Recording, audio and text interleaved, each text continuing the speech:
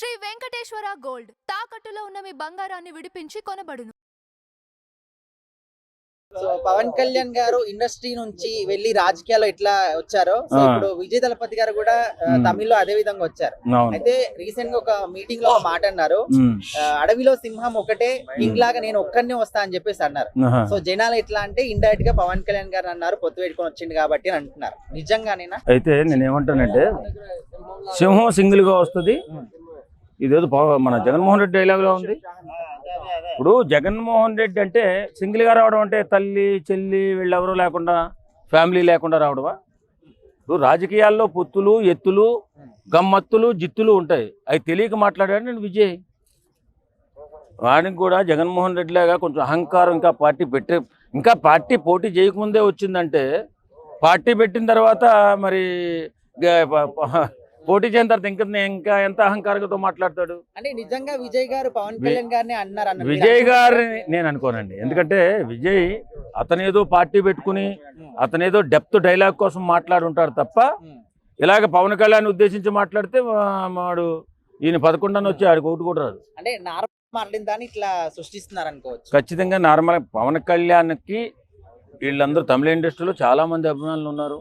విజయ్ కూడా పవన్ కళ్యాణ్ గారి అభిమాని. ఎందుకంటే ఆయన మనస్తత్వాన్ని మించిన, ఆయన సేవా గుణాన్ని మించిన రాజకీయ నాయకుడు ఇప్పట్లో ఇండియాలో లేడు. కాబట్టి ఏ రాజకీయ నాయకుడైనా ఏ సినిమా హీరో అయినా పవన్ కళ్యాణ్ అభిమాని అయి తీరాల్సిందే. కారణం ఆయన ఉన్నటువంటి గట్స్ అంటే సంపాదించిన దానిలో 50% ఖర్చు పెట్టే గట్స్ ఎవ్వడికి ఉండదు. అది సెలబ్రిటీ కాదు, రాజకీయ నాయకుడు కాదు. గుండెల మీద చేసి చెప్పొచ్చు, ధైర్యంగా చెప్పొచ్చు నేను పవన్ కళ్యాణ్ అభిమాని అని. అయితే వీళ్ళు చిన్నదానికి పెద్దదానికి సోషల్ మీడియాలో మన వైఎస్ఆర్సీపీ వాళ్ళు అది పవన్ కళ్యాణ్ అన్నాడు, ఆవిడ పవన్ కళ్యాణ్ అన్నాడు. పవన్ కళ్యాణ్ అనే దమ్ము రాజకీయ నాయకుల్లో ఎవరికి లేదు, అలాగే సినిమా యాక్టర్లో కూడా ఎవరికి లేదు. ఇప్పుడు పవన్ కళ్యాణ్ గారికి ఎంత మంచి క్రేజ్ ఉన్నా, ఎంత ఫ్యాన్ ఫాలోయింగ్ ఉన్నా కూడా రాజకీయాల్లోకి అడుగుపెట్టిన తర్వాత ఒక 10 సంవత్సరాలు టైం పట్టింది జనాలు నమ్మకం రావడానికి. అవును. సో మరి విజయ్ గారికి కూడా ఆ విధంగా ఎక్కువ టైం పడుతుందా, లేకపోతే తొందరగానే పుంజుకుంటారు అనుకోవచ్చు? రాజకీయాలలో ఎత్తుల దగ్గర సినిమా యాక్టర్లు ఎవరైనా వచ్చి నిలబడాలంటే రాజకీయ నాయకుల దగ్గర ఎత్తుల దగ్గర కొంచెం కష్టమే, కొంచెం టైం పడుతుంది. ఎందుకంటే అద్భుతమైన సేవా గుణాన్ని ప్రదర్శిస్తూ రాజకీయాన్ని నడపగలిగేటటువంటి శక్తి సామర్థ్యాలు ఉంటే సినిమా యాక్టర్లు ముందుకు రాగలుగుతారు. ఇప్పుడు ఎవరో నందమూరి తారక రామారావు గారు వచ్చారు, ఆయన 9 నెలల్లో పార్టీ పెట్టేసి 7 నెలల్లో గెలిచేసాడు అని అంటే అప్పుడున్న పరిస్థితులు అప్పుడున్న కథ వేరే వాళ్ళు ఎవరూ లేరు.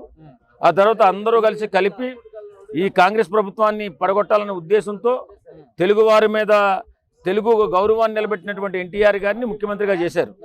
మరి ఈవేళ పవన్ కళ్యాణ్ గారు ఉన్నటువంటి పరిస్థితుల్లో మనం కష్టపడి పనిచేసి ప్రజల మన్నలను పొందిన తర్వాత మనం గెలగలుగుతాం. ఎన్నో రకాల పార్టీలు వచ్చేసి ఎప్పుడు కాంగ్రెస్కు పోటీగా ఏ పార్టీ కూడా గట్టిగా నిలబడలేకపోయింది. కాబట్టి అప్పట్లో ఆయన వచ్చాడు, చేశాడు, గెలిచాడు. ఈయనలాగే కష్టపడాలి ఎవరైనా కానీ. రాజకీయాల్లోకి వచ్చిన తర్వాత మనం ఏంటి, మన కథ ఏంటి, మన మాటలు ఏంటి, మన సేవ ఏంటి, మనం ఏ రకంగా సేవ చేయాలనుకుంటున్నాం, ఏ రకమైన ప్రణాళిక చేయాలనుకుంటున్నాం, ప్రజలకు ఎలా ఉపయోగపడదాం అనుకుంటున్నాం, ఉపయోగపడితే ఎలా ప్రజల మన్ననలు పొందుతాం అని అనుకుని ఆలోచించుకుని చెప్పి రాజకీయాల్లోకి రావాలి. టైం పడుతుంది రాజకీయాల్లో. ఒక్కసారిగా ముఖ్యమంత్రి అయిపోవాలంటే ఇప్పుడున్న రోజుల్లో ఎవరికి అవదు. సింహం సింగిల్గా వస్తుందనే వ్యక్తి కూడా వాళ్ళ నాన్నగారు వదిలేసినటువంటి శ్వాసలో ఆ శ్వాసను పీల్చుకుని మా నాన్నగారు ఈ పనులు చేశాడు, నేను కూడా రాజ్యం తెస్తాను, మా నాన్నగారు చేసిన పని నేను కూడా చేస్తాను అని చెప్పి రాజకీయాల్లోకి వచ్చి ఈయన కూడా సమయం పట్టింది కదా. జగన్మోహన్ రెడ్డికి వెంటనే వచ్చేలేదు కదా. అలాగే ఎవరైనా కానీ రాజకీయాల్లోకి ఎవరైనా వచ్చినప్పుడు కొంచెం సమయం పడుతుంది. కానీ ప్రతిదానికి ఇలా విమర్శించుకుపోతూ ఉంటే మాలంటోళ్ళు అభిమానులు ఏమంటారు, ఒరే బాబు పవన్ కళ్యాణ్ లాగా మీరు బతకాలంటే ఒక్కరోజు బతికి చూపించండి అని అడగాల్సి వస్తుంది.